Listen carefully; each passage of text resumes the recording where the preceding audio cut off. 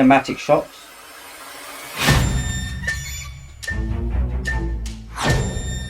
Nice shots. Looks pro. You've got the letterboxes, the top and white black, which is supposed to imitate anamorphic lens. The DJI's got a wide lens camera, so I can get a similar effect. Hey guys, and welcome to another video. In today's video, I'm going to do my latest shots with the DJI Maverick. You can see the application. I'm using Litchi instead of the DJI Flight app, because then I can do tracking and autonomous flight. Alright, should be recording now. This is what I see on the app. Start with slow walk. Okay, let's see what you can do now. It's pretty cool. I want to test it with skipping later. You can see it's actually very good. Again, I'm just introducing the letterboxes to see what it looks like as a cinematic shot. Obviously, I would never have that as a cinematic shot because it's too high of an angle and there's no key points of interest lower on the floor. It's better to have a lower camera angle because then you get a wider scope of the scenery, better composition. But I wanted to see what the tracking's like just for future reference. Just doing some little running. Pretty cool. It's going for a little run today. It's actually doing a ridiculously good job. I'm using Litchi, which is an application that helps doing autonomous tracking. So I wanted to test out the capabilities of me running alongside it and also getting some cool cinematic shots to see for in the future what I could do with it, making films or anything like this. This here, I absolutely love it. Let's go. Let's see what I can do. This is me trying manual. Manual rotations. You can do automated rotations, you'll see in a moment, but I'm trying some manual rotations. Getting pretty close to the head. It's difficult. Maybe it's easier if I was recording a different subject. Manual rotations, manual rotations. Sure. Oh my god. Nearly smashed my face. Alright, let's try that again. 1, go. This is me just trying to go straight up. I think I've got about 150 meters before I kind of get scared and then I call it back home. I've got a range extender now, so I can extend the range. It should 45 go feet, 46, over 50, a mile. 60. For that, it's pretty cool. And then again, what I've done is I've broken up the video so you can see bits of the running and some other things that I've been testing. Here I'm trying the running again. We're recording now. This is automated rotations. So I'm not pressing anything, I've just told you to do a 360-degree rotation with me on the tracking. I'm not 100% sure, to be honest. I'm not 100% center on the video footage, but what I was thinking is if I go a bit wider scope on the shots, then later I could probably comp it in process it so I'm more central, because I'll have more margin, more frame to kind of work with.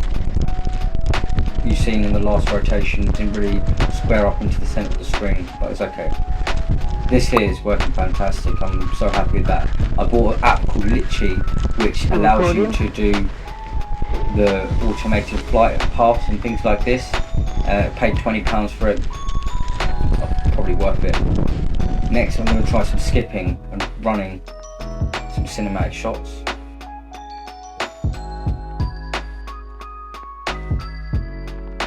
Imagine that all scary music. Oh.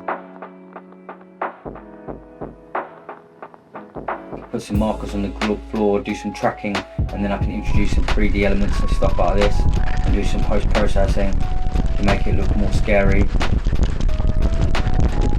Right now I'm just experimenting to see what type of shots I can do. Also with the Litchi app I can actually reproduce HDRIs or spherical maps, which will help when I'm doing 3D, because then I can... Now walking back. Yeah. See what it's like. It seems to be tracking fairly well. Correct touch of reflection. I'm gonna move around a little bit.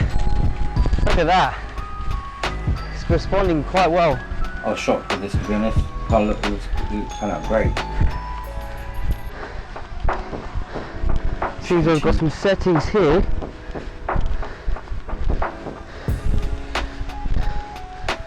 Orbit speed. Just crank that up. Not sure what that means. We'll try it. I'm not sure if the tracker is responding to colours or light, because in that case I don't know if what would be better to be wearing a distinctive colour or to wear something with a distinctive shade in contrast to the background to make the tracking more effective. Very cool. Maybe with just a Google research you could probably find out this sort of information and it could help you develop a scene in the future with the capabilities of tracking more effectively. But this is still pretty damn good, to be honest. I don't know if you like this sort of shots in a scene though as well in movies or anything, because the camera's doing quite an unnatural movement. It doesn't feel as submersive as what it would be if you switching cameras and like testing out all the things. It's not a very typical shot. Oh, it's lost me. It's lost track. So Go back in. Me. I think as well it's getting darker right now, so my yellow top is probably blending in too much with the sunset.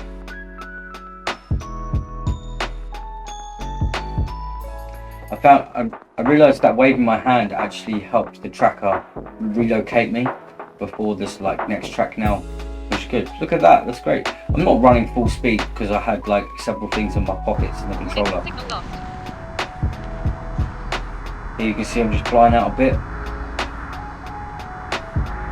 It's not the best sort of angle actually, there's no real focus points, but I want you to see the sort of range and distance that I've got available to me. Again, I'm too scared right now to go as far as I can. This is because I don't want to get lost or anything like this. Maybe if I had a friend kind of go a mile away, see if we can reach each other with a replacement battery, and then it can fly back.